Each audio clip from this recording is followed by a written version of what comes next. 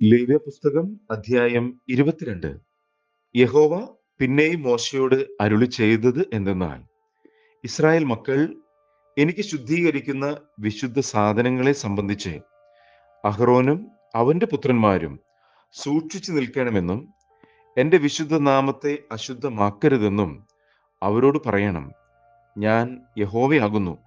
നീ അവരോട് പറയേണ്ടത് എന്തെന്നാൽ, നിങ്ങളുടെ തലമുറകളിൽ നിങ്ങളുടെ സകല സന്തതിയിലും ആരെങ്കിലും അശുദ്ധനായിരിക്കുമ്പോൾ ഇസ്രായേൽ മക്കൾ യഹോവയ്ക്ക് ശുദ്ധീകരിക്കുന്ന വിശുദ്ധ സാധനങ്ങളോട് അടുത്താൽ അവനെ എൻ്റെ മുൻപിൽ നിന്ന് ഛേദിച്ചു കളയണം.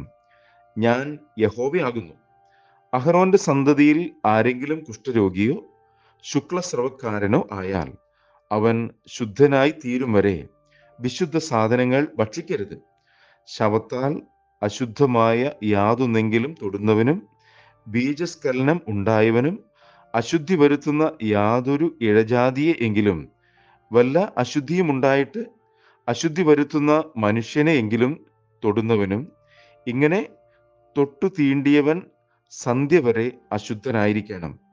അവൻ ദേഹം വെള്ളത്തിൽ കഴുകിയല്ലാതെ വിശുദ്ധ സാധനങ്ങൾ ഭക്ഷിക്കരുത്. സൂര്യൻ അസ്തമിച്ച ശേഷം അവൻ ശുദ്ധനാകും. പിന്നെ അവന് വിശുദ്ധ സാധനങ്ങൾ ഭക്ഷിക്കാം. അത് അവന്റെ ആഹാരമല്ലോ.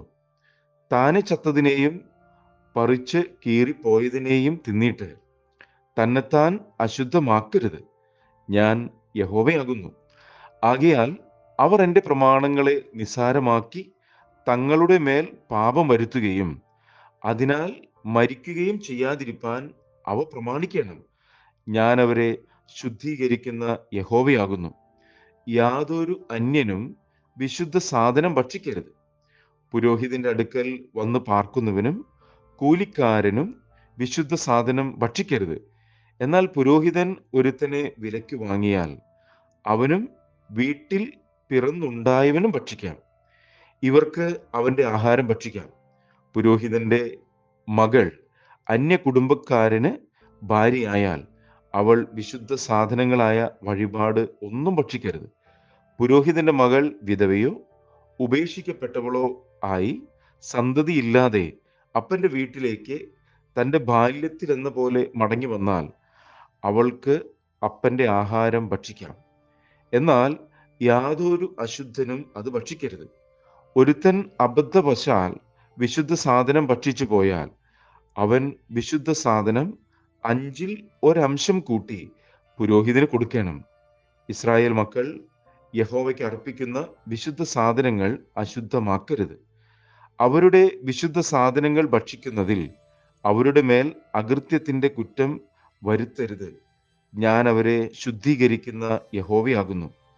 യഹോവ പിന്നെയും മോശയോട് അരുളി ചെയ്തത്, നീ അഹ്റോനോടും പുത്രന്മാരോടും എല്ലാ ഇസ്രായേൽ മക്കളോടും പറയേണ്ടത് എന്തെന്നാൽ, ഇസ്രായേൽ ഗൃഹത്തിലോ ഇസ്രായേലിലുള്ള പരദേശികളിലോ ആരെങ്കിലും യഹോവയ്ക്ക് ഹോമയാഗമായിട്ട് അർപ്പിക്കുന്ന വല്ല നേർച്ചകളാകട്ടെ സ്വമേധാദാനങ്ങളാകട്ടെ ഇവയിൽ ഏതെങ്കിലും ഒരു വഴിപാട് കഴിക്കുന്നുവെങ്കിൽ നിങ്ങൾക്ക് പ്രസാദം ലഭിപ്പാൻ തക്കവണ്ണം അത് മാടുകളിൽ നിന്നോ ചെമ്മരിയാടുകളിൽ നിന്നോ കോലാടുകളിൽ നിന്നോ ഊനമില്ലാത്ത ഒരു ആണായിരിക്കണം.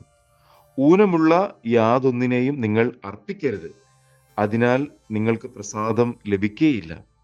ഒരുത്തൻ നേർച്ച നിവർത്തിക്കാനായിട്ടോ സ്വമേധദാനമായിട്ടോ യഹോവയ്ക്ക് മാടുകളിൽ നിന്നാകട്ടെ ആടുകളിൽ നിന്നാകട്ടെ ഒന്നിനെ സമാധാന യാഗത്തിനായിട്ട് അർപ്പിക്കുമ്പോൾ അത് പ്രസാദമാകുവാൻ തക്കവണ്ണം ഊനമില്ലാത്തതായിരിക്കണം. അതിന് ഒരു കുറവും ഉണ്ടായിരിക്കരുത്. കുരുട്, ചതവ്, മുറിവ്, മുഴ, ചൊറി, പുഴുക്കടി എന്നിവയുള്ള യാതൊന്നിനെയും യഹോവയ്ക്ക് അർപ്പിക്കരുത്. ഇവയിൽ ഒന്നിനെയും യഹോവയ്ക്ക് യാഗപീഠത്തിന്മേൽ ദഹനയാഗമായി അർപ്പിക്കരുത്. അവയവങ്ങളിൽ ഏതെങ്കിലും നീളം കൂടിയോ കുറഞ്ഞോ ഇരിക്കുന്ന കാളയെയും കുഞ്ഞാടിനെയും സ്വമേധദാനമായിട്ട് അർപ്പിക്കാം. എന്നാൽ നേർച്ചയായിട്ട് അത് പ്രസാദമാകയില്ല.